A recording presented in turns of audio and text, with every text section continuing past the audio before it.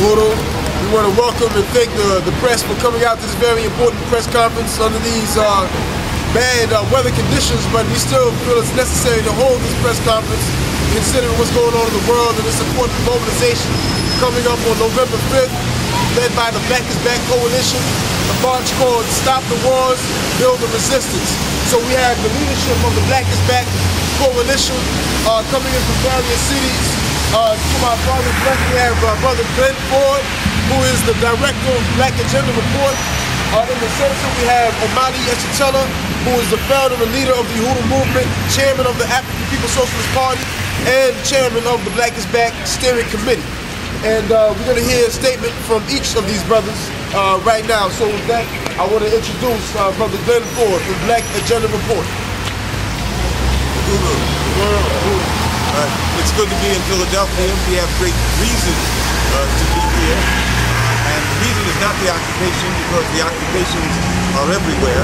But we have a candidate whose timely candidacy actually speaks directly to the issues that are raised by this momentous time that we're going through. You see this kind of 1968 only on a 21st century kind of environment as being the perfect kind of scenario for the Black is Back Coalition and for Diop's candidacy. It's the kind of conversation that is now, I believe, more receptive to a nuts and bolts talk about power relationships in this country and in the world than we've had in a very, very long time. And I must applaud the Occupy Wall Street people for keeping their eyes on the prize, or on the demon, or on the actual economic great Satan, not just the United States but the world, and that is finance capital. They've done a great service by pointing out the enemy, naming him finance capital, and giving some that address is Wall Street.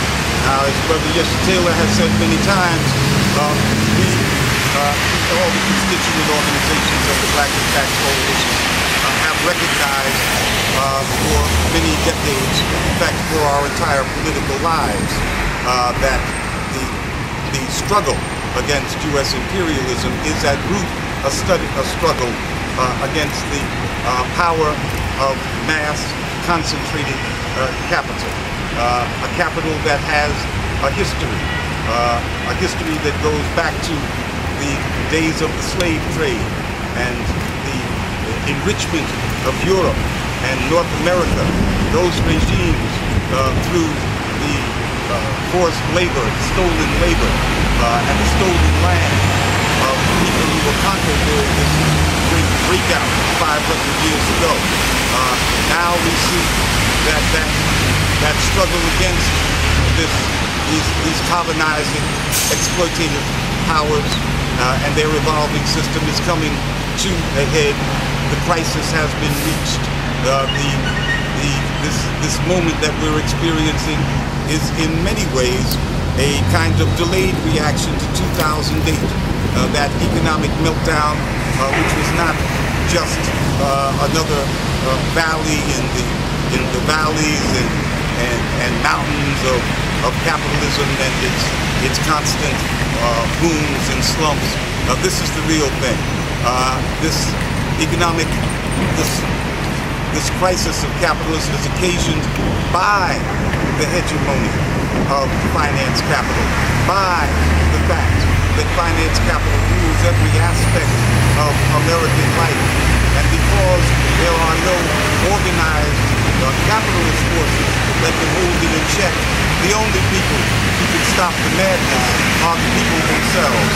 And that's what we're seeing right now, an upswelling of people trying to figure out a way to stop this madness of 500 years that we believe is coming to an end. We may see this end, and that's good for an Uhuru. We will now hear a statement from the leader of the Black is Back Coalition, Chairman Omali Eshitela. Uhuru.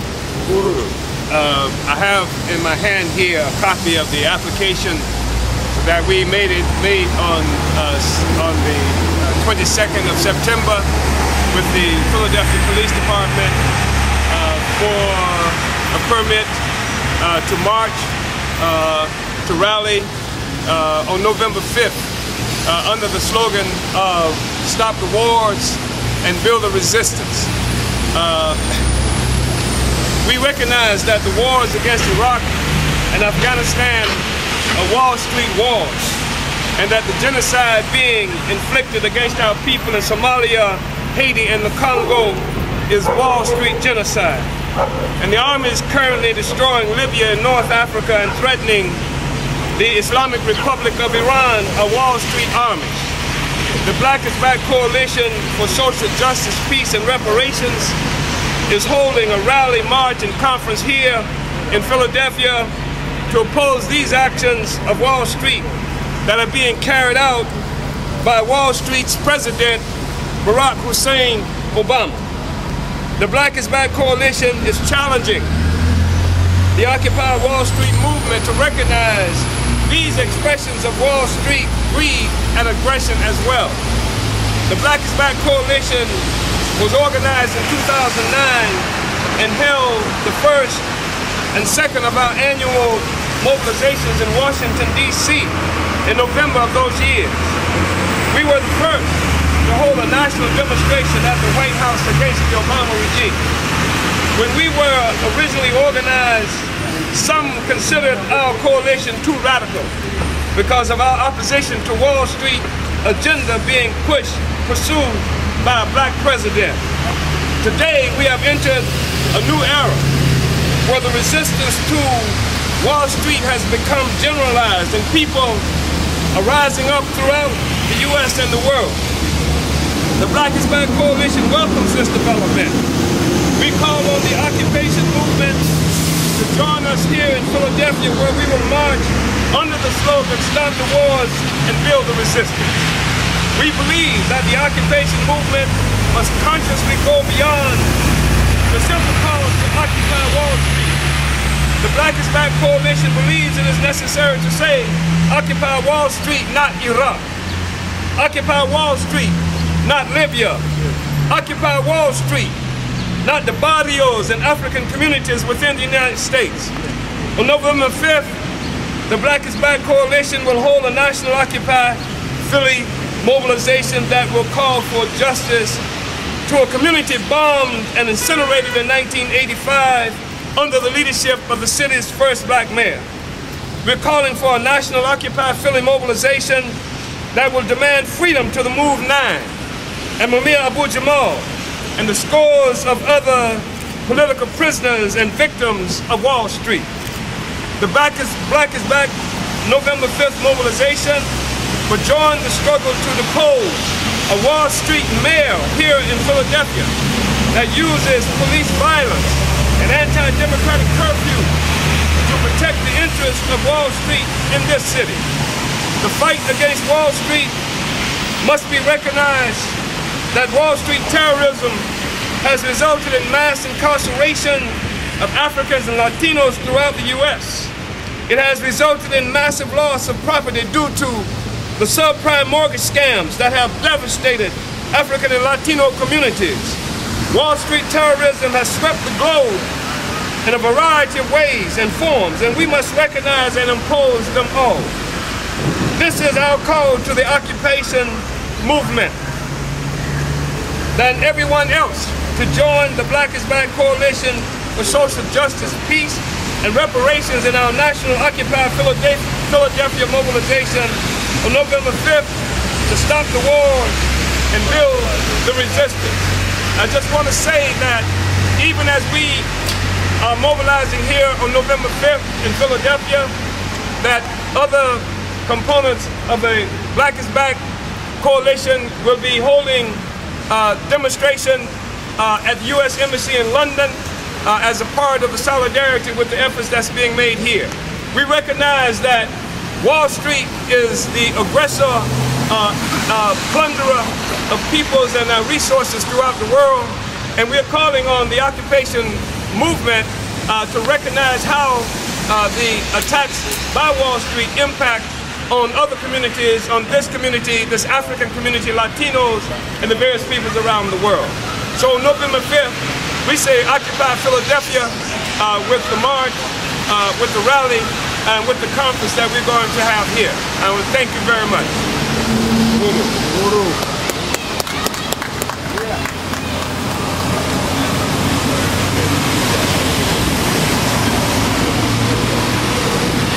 So again, we want to thank the Black is Back Coalition for holding this very important press conference announcing this important mobilization. I believe strongly that this is what any legitimate leader in the city of Philadelphia and in this country should be in unity with. And as the independent mayoral candidate, I stand in complete 100% unity with the call being made by the Black is Back Coalition for this march on November 5th to oppose Obama's wars and Nutter's wars that come in the form of a public policy of police containment, $1 billion being spent on police, prisons, and courts, programs such as stop and frisk, and curfews which specifically target Black and Latino men, women, and youth. I'm opposed to this, and as mayor of Philadelphia, I will oppose this war and raise up a public policy of economic development. So at this time, we want to open up this press conference for questions from the media. If there are any questions, we'll take the next 12 to 15 minutes to field your questions. Can you talk a little bit about Occupy Philly and how you feel your message may or may not sort of coincide with their message? Well, I think that it does coincide. I think that for some time now throughout the world and in this country, people have been fighting against Wall Street. And we are extraordinarily happy to see that this movement is being generalized and that more and more people inside this country have stepped to the forefront. And we think that, as Glenn Ford has said before me, that the fact that more and more people are recognizing the implication of finance capital, the role of finance capital, not only in taking away 401ks from ordinary people who may be looking for retirement, but also plundering our communities in the form of foreclosures from subprime mortgages. That the fact is that Wall Street has a public face. It has several public faces. Barack Hussein Obama is one public face that's sending Wall Street armies throughout the world in wars of conquest and oppression. It has the face of Nutter here, sending Wall Street police to keep the streets clean of African young people who might threaten, as they understand it, the interests of Wall Street in this city. So we are extraordinarily happy to see the occupation movement, and as I said earlier, on November 5th, we're calling for a national Occupy Philadelphia mobilization so that people from everywhere can come here and deepen and broaden the whole question of Occupy Philadelphia.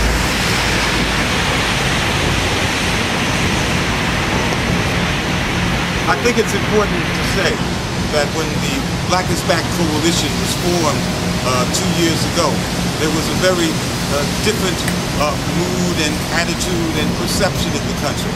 And that means we're talking about the general population and the black population. We were concerned that black folks had been neutralized by the imposition of this corporate Democratic candidate, and that without the militant, conscious, and historically progressive struggles of black folks being in the lead, that there would be no chance of a progressive movement in this country. Well, 2 years later, we see the beginnings of something very hard, very important, and the entire scenario, the whole field of work that we're engaged in is now so much more favorable. It's certainly a different day, and it's a day in which people, and of course black people have always been skeptical of power, but people in general are now seeing that it's not the dance that the Democratic Party does with its paymasters, who are the same paymasters as the Republican Party, that we ought to be looking at. We ought to be looking at who is pulling the strings, who profits, who actually profits from a nation that is constantly at war? Who profits from a prison industrial system that has made our people synonymous with crime and our very names and epitaphs? Well, who profits from this? Well, we know the name. It's Wall Street, and we know where they are, and we're not alone anymore.